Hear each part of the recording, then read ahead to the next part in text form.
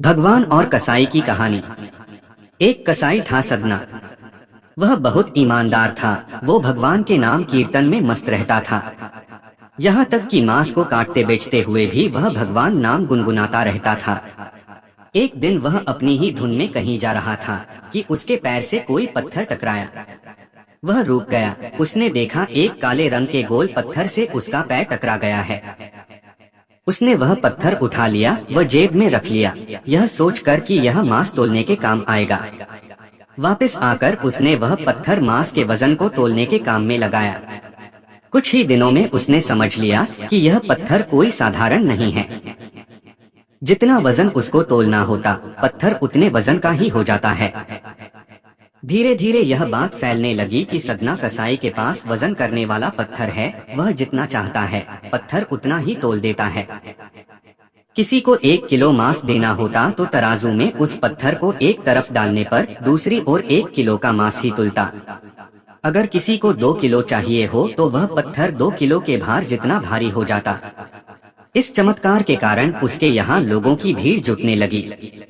भीड़ जुटने के साथ ही सदना की दुकान की बिक्री बढ़ गई। बात एक शुद्ध ब्राह्मण तक भी पहुंची। हालांकि वह ऐसी अशुद्ध जगह पर नहीं जाना चाहता थे जहां मांस कटता हो व बिकता हो, किंतु चमत्कारिक पत्थर को देखने की उत्सुकता उसे सदना की दुकान तक खींच लाई। दूर से खड़ा वह सदना कसाई को मीट तोलते देखने लगा। उसने देखा कि कैसे वह पत्थर हर प्रकार के वजन को बराबर तोल रहा था। ध्यान से देखने पर उसके शरीर के रोने खड़े हो गए। भीड़ के छटने के बाद ब्राह्मण सदना कसाई के पास गया।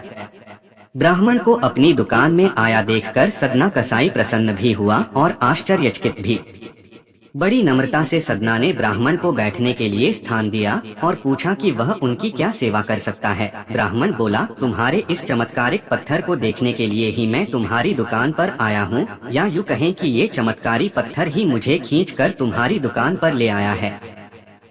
बातों ही बातों में उन्होंने सदना कसाई को बताया कि जिसे पत्थर समझकर वो मांस तोल रहा है, वास्तव में वो शालिग्राम जी हैं, जो कि भगवान का स्वरूप होता है। शालिग्राम जी को इस तरह गलेक्टे मांस के बीच में रखना व उनसे मांस तोलना बहुत बड़ा पाप है। सदना बड़ी ही सरल प्रकृति का भक्त था। ब्राह्मण की बात सुनकर उसे लगा कि अनजाने में मैं तो बहुत पाप कर रहा हूँ। अनुनय विनय करके सदना ने वह शालिग्राम उन ब्राह्मण को दे दिया और कहा कि आप तो ब्राह्मण हैं, अतः आप ही इनकी सेवा परिचर्या करके इन्हें प्रसन्न करें। मेरे योग्य कुछ सेवा हो तो मुझे अवश्य बताएं। ब्राह्मण उस शालिग्राम शिला को बहुत सम्मान से घर ले आए। घर आकर उन्होंने श्री शालिग्राम को स्नान करवाया, पंचामृत से अभिषेक किया व पूजा अर्चना आरंभ कर दी। कुछ दिन ही बीते थे कि उन ब्राह्मण के स्वप्न में श्री शालिग्राम जी आए व कहा, हे ब्राह्मण, मैं तुम्हारी सेवाओं से प्रसन्न हूँ, किंतु तुम मुझे उसी कसाई के पास छोड़ा। स्वप्न में ही ब्राह्मण ने कारण पूछा तो उत्तर मिला कि तुम मेरी अर्चना पूजा करते हो, मुझे अच्छा लगता है, परंतु जो भक्त मेरे नाम का गुणगान कीर्तन करते रहते हैं उनको मैं अपने आप को भी बेच देता हूँ। सदना तुम्हारी तरह मेरा अर्चन नहीं करता है, परंतु वह हर समय मेरा नाम गुनगुनाता रहता है, जो कि मुझे अच्छा लगता है, इसलिए तो मैं उसके पास गया था। ब्राह्मण अगले दिन ही सदना कसाई के पास गया व उनको प्रणाम करके सारी बात बताई व श्री शालिग्राम जी को उन्हें सौंप दिया। ब्राह्मण की बात सुनकर सदना कसाई की आंखों में आंसू आ गए।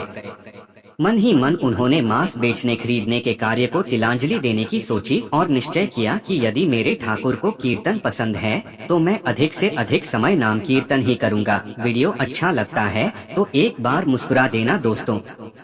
शायद एक दीवाना।